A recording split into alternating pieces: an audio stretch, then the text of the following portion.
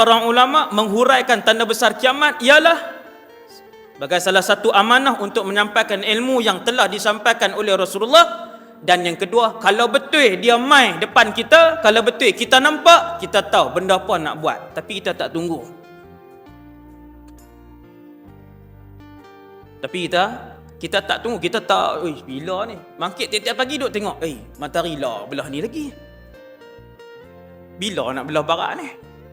Oh, dia duk tunggu pula.